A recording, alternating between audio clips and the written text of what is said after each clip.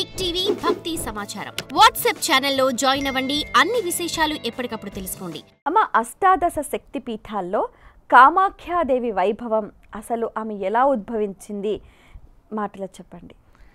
అష్టాదశ శక్తిపీఠాల్లో కామాఖ్య అన్నది యోనిపీఠం.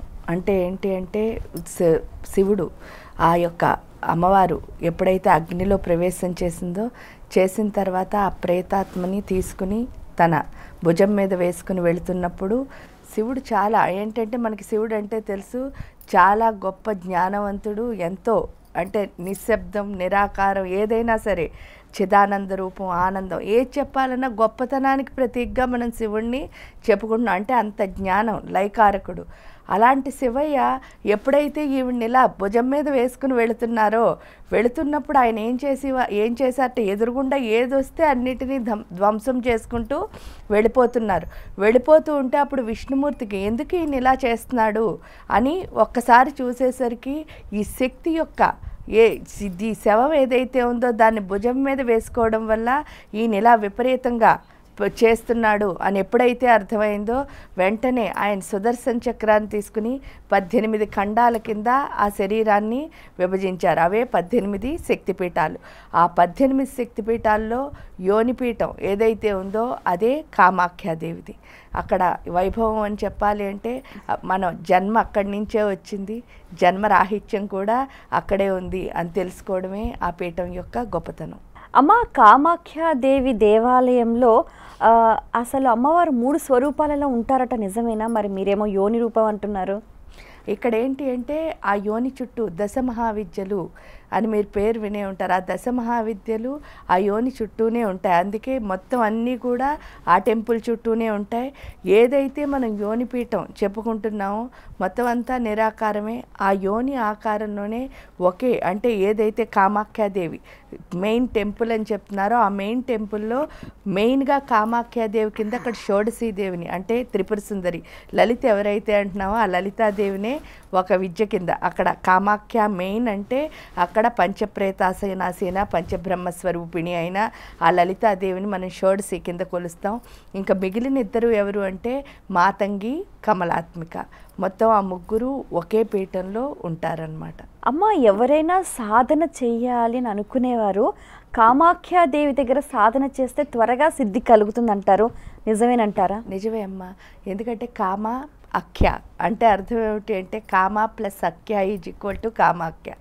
కామ అంటే కోరిక అని అర్థం, అఖ్య అంటే తీర్చునది, కోరికలు తీర్చునదే కామాఖ్య. ఇక్కడ కోరికలు తీర్చడం అంటే అర్థం ఏమిటండి అంటే ఒక ఫుల్ఫిల్మెంట్. కోరిక తీరింది అని ఎప్పుడు అనిపిస్తుంది? మామూలుగా ఇప్పుడు ఎవరికైనా ఒక కారు కొనుక్కోవాలనుకుంటున్నారనుకోండి, వాళ్ళు కారు కొనుక్కోగానే మీరు వెళ్ళి సంతోషంగా అమ్మ కారు కొనుక్కున్నావా అని అన్నారనుకో, వెంటనే ఆ కారు ఏముందిలే పలానాది కొనుక్కోవాలి అంటే వెంటనే అక్కడ ఏమొచ్చేస్తుంది? అసంతృప్తి. ఎందువల్ల అంటే దీంతో వాళ్ళు ఏమవటం లేదు, సాటిస్ఫై అవటంలో ఇంకోటి ఏదో కావాలనిపిస్తోంది. ఈ కామాఖ్యాదేవి యొక్క గొప్పతనం ఏమిటి అంటే అసలు కోరికలు లేకుండా చేసేస్తుందిట. ఎప్పుడు అసలు కోరికలు ఉండవు అని ప్రశ్నించుకుంటే మన్ని ఎప్పుడైనా కోరిక ఎందుకు వస్తుంది అంటే అది కావాలి, ఇది కావాలి, ఇవన్నీ కోరికలు. ఇవన్నీ ఏమిస్తాయంటే కన్ఫ్యూజన్ ఇస్తాయట. అంటే ఇది కావాలి, ఇది కావాలి, అన్నీ కావాలి. కానీ కామాఖ్య దగ్గరికి వెళ్ళేసరికి ఏమర్థమవుతుందిట అంటే నాకు అసలు ఇవన్నీ ఎందుకు కావాలనిపిస్తోంది అని ప్రశ్న మనలోనే వచ్చి దానికి ఆన్సర్ ఏమిటి అంటే నాకేం కావాలో నాకు తెలియదు కాబట్టి అని అర్థమవుతుందిట.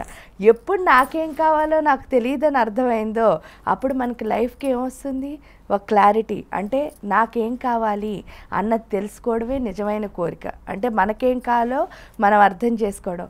ఆ లైఫ్ క్లారిటీ ఎవరైతే ఇస్తారో, ఎప్పుడైతే మనకేం కావాలో అర్థమైందో దానికోసమే మనం కృషి చేస్తాం, దాన్ని సాధించుకుంటాం. అంటే మన గమ్యం, మన డెస్టినీ ఏదైతే ఉందో వచ్చే ప్లేసే అది. కాబట్టి కామాఖ్య అన్నది ఏంటి అంటే మన లైఫ్కి ఒక క్లారిటీని ఇస్తుంది.